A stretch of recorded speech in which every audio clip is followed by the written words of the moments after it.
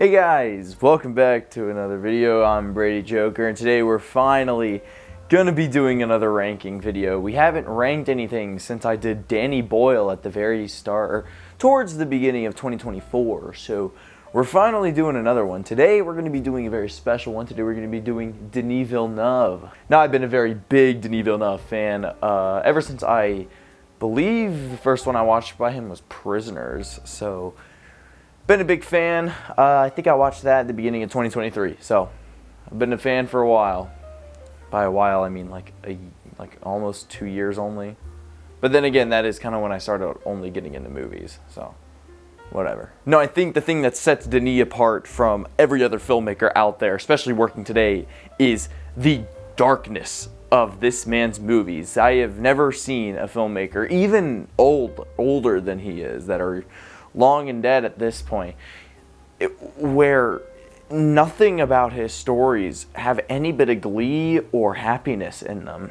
All of his films are just dark. And even if they're gorgeous, which, you know, they all pretty much are, there's always dark underlying themes or messages or symbolism or whatever. There is always something dark in a Denis Villeneuve movie.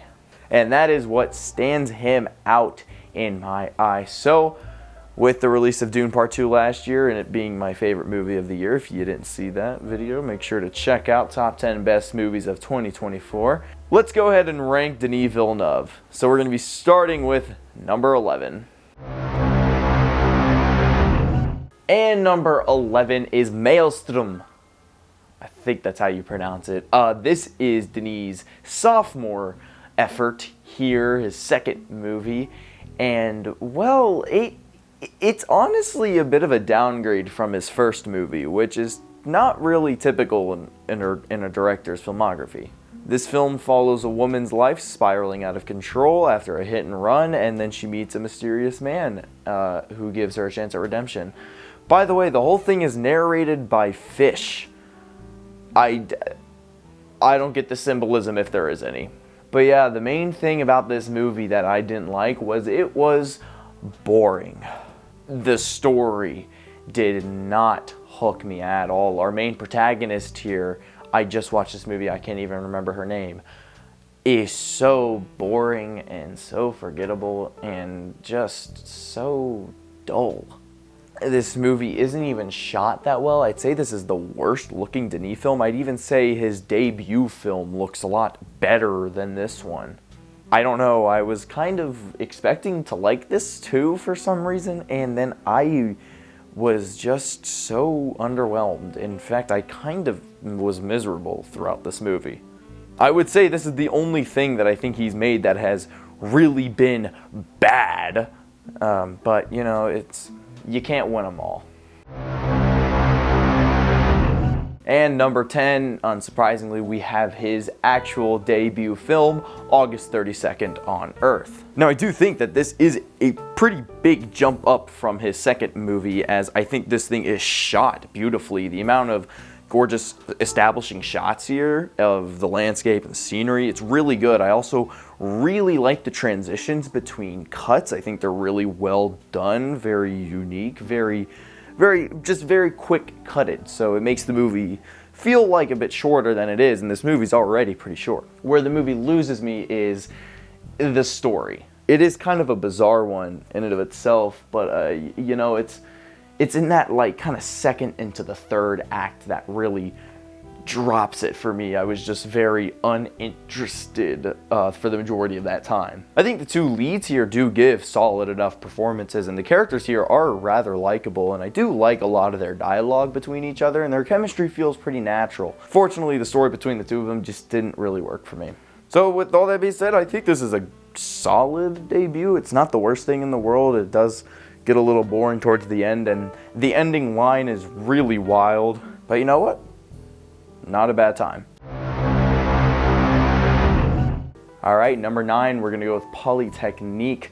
This is Denis Villeneuve's third movie, I believe, and this is the true story about the Montreal massacre that happened in 1989, and yeah, this thing is probably his not probably, this is obviously for reasons his darkest film. This one is incredibly hard to watch. A lot of the scenes are incredibly brutal and just really disturbing. So, you know, that doesn't really make the movie very likable.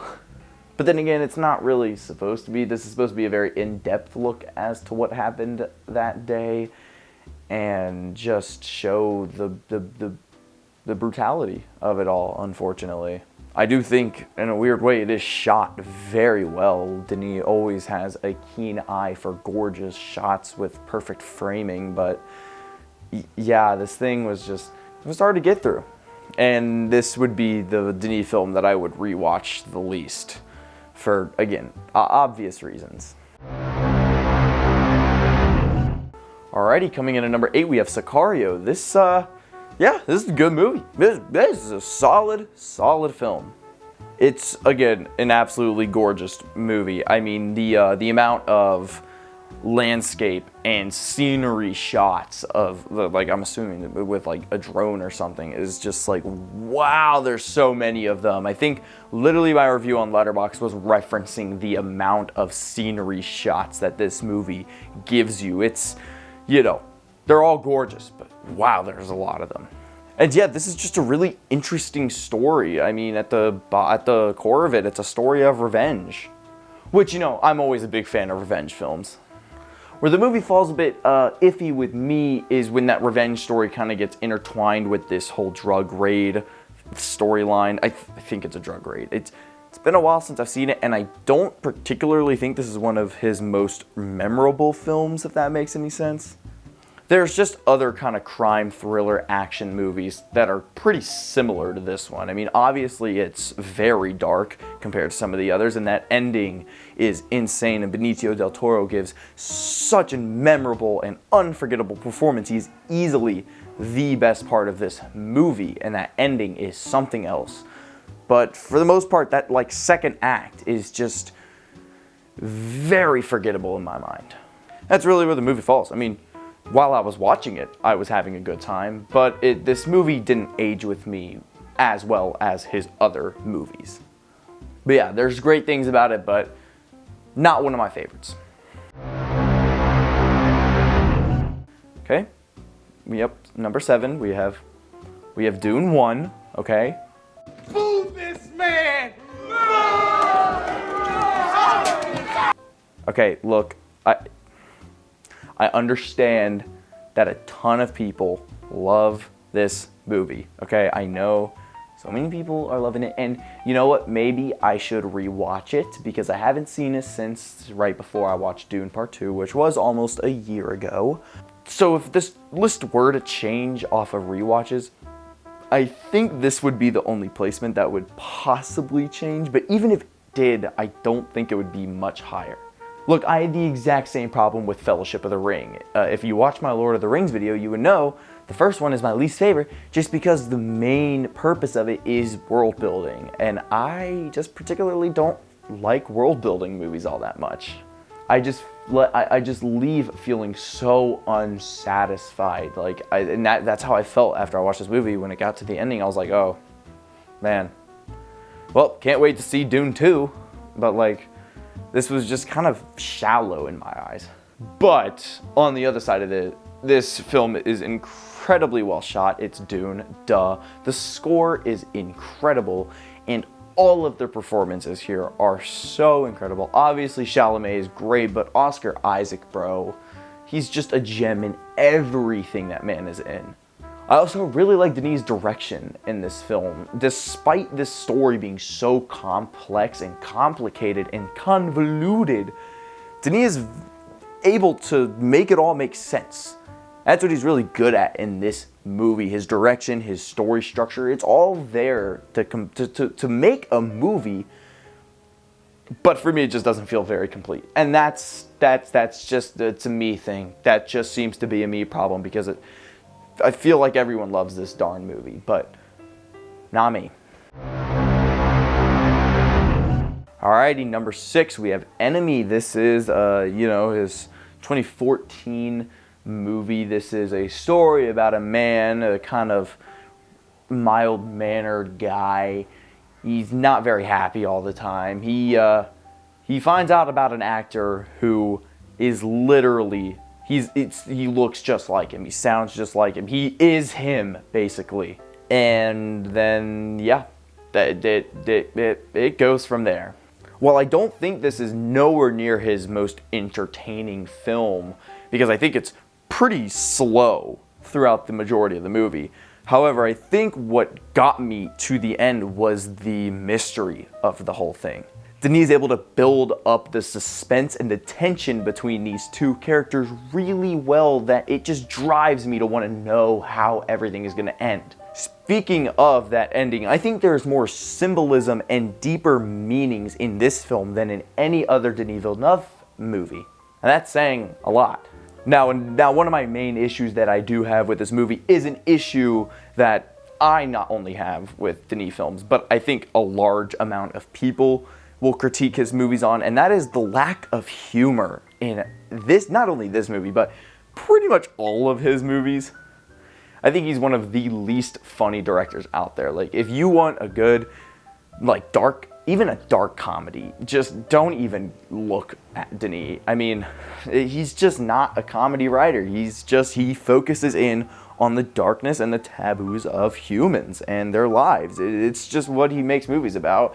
And while I personally love him, I can totally see why people might not love him, because there's literally zero humor in a lot of these movies. But you know what, that didn't detract me away from this movie. I found it super intriguing, super mysterious, and just super well acted. I mean, Gyllenhaal is incredible in both of these roles. He makes both of these characters, who look and sound the exact same, feel completely different. He acts them so well to where you know who is who throughout pretty much the whole movie. At least I did. But yeah, I really enjoyed this one.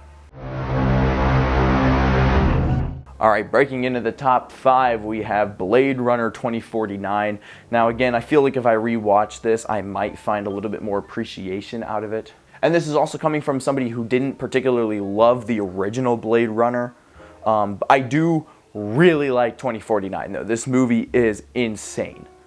It is so epic. It is such an odyssey. It's so exhausting to get through, because this movie honestly feels a bit longer than it was. This movie felt like forever when I watched it. I remember I was just like, oh my lord, this movie is just forever.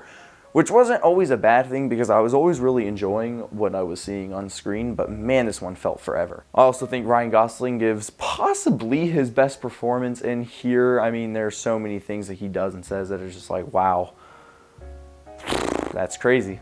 And you know, the theme of loneliness is just really captured well here. It's one of the better movies to capture the true essence of just isolation and just not knowing what to do with your life or in the world. Again, this is a film that is so rich with meaning and themes that you can't get them all in a single viewing. And that's why I'm saying I might need to rewatch this one soon. Oh, and as everyone kind of says, obviously the movie is stunning. This is one of the most gorgeous films I've seen, probably Denis' most gorgeous movie, his best shot, potentially. And I really just was kind of engaged and enthralled with the story from beginning to end, despite being so long, and that ending kind of final 30 minutes was just amazing. So yeah, I mean, it's Blade Runner 2049. I don't really need to sell you on it. This is one of his more popular movies. So, it's Blade Runner 2049. It's great. Duh.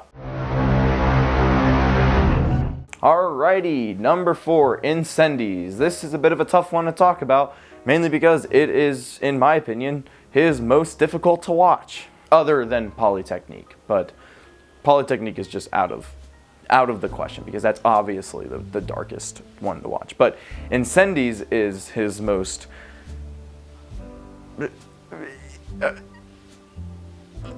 it's his most messed up. It is just his most heart-wrenching at times, his most tragic, and it will leave you with this feeling that you just won't be able to get away from when you're done watching the movie.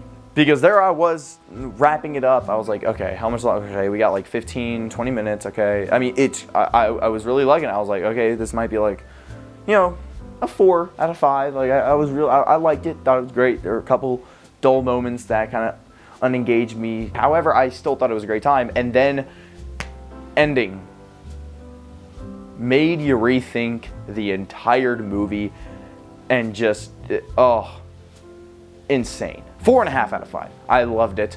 Thought this was great. Yeah, I haven't even described the plot. Two kids, after their mom dies, tries to figure out a very cryptic message that she leaves behind. While all that's happening, you see the mom's life play out in a different storyline, and it's just the way that he intervenes and interrupts both is really good. However, sometimes it got a little frustrating. This is what I'm talking about. Sometimes you'd be like balls deep into like an insane scene with the mom, and then all of a sudden you're just back with the two siblings, and it's like, well, this is interesting, but like I really cared a lot more about the mom's plot, because that was just the more interesting storyline in my opinion, as well as the more disturbing. Duh. Anyways, if you've seen this movie, you know it's incredible. This movie is incredibly well shot, very well made.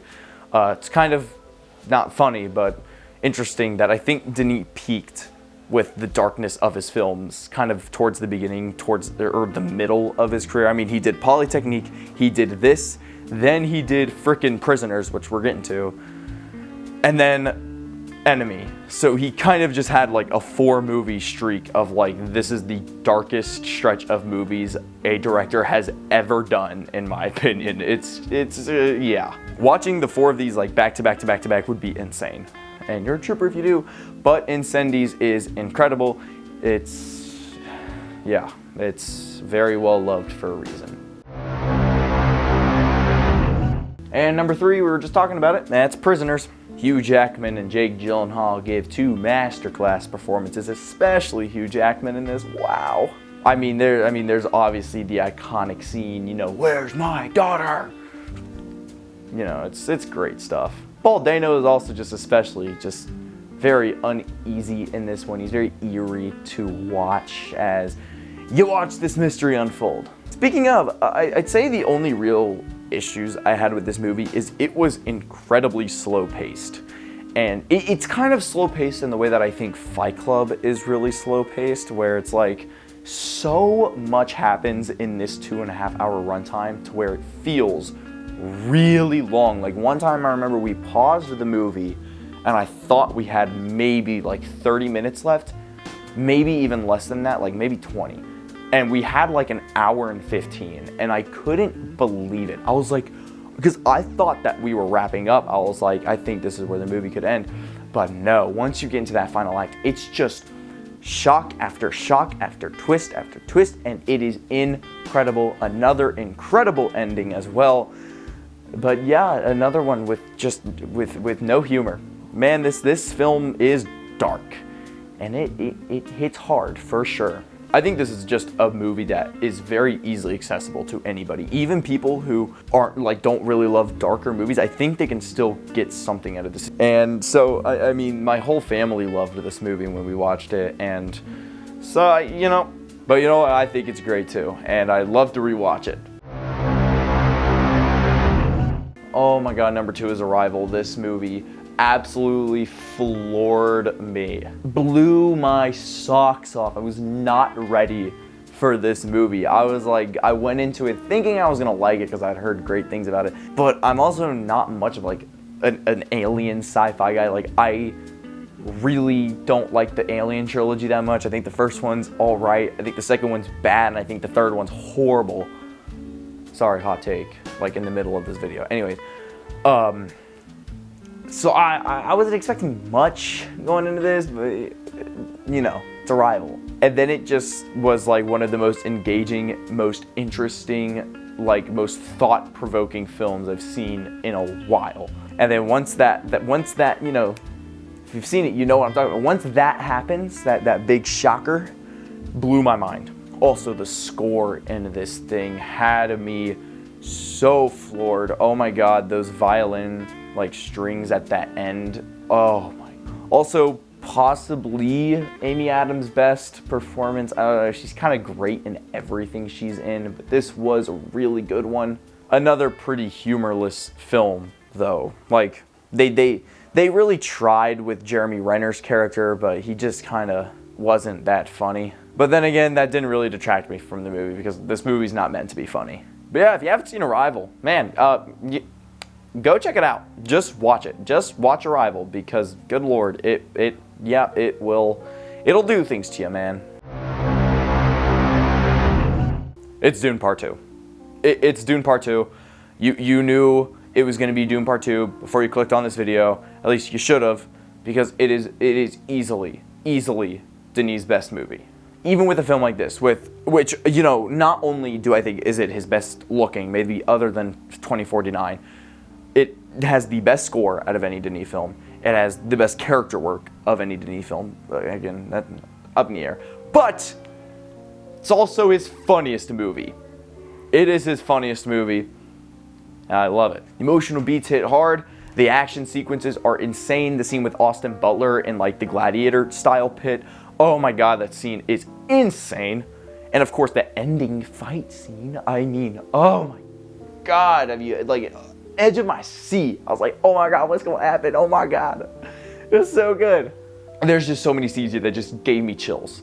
It's just like, how can you make this near 3-hour movie so fast paced, so interesting, have so much happen, have each scene progress the story perfectly and not feel convoluted, while having a very complete feeling movie unlike the first? It just blows my mind. I think this is a perfect movie almost. It is just, and I want it to win Oscars, but I know it won't.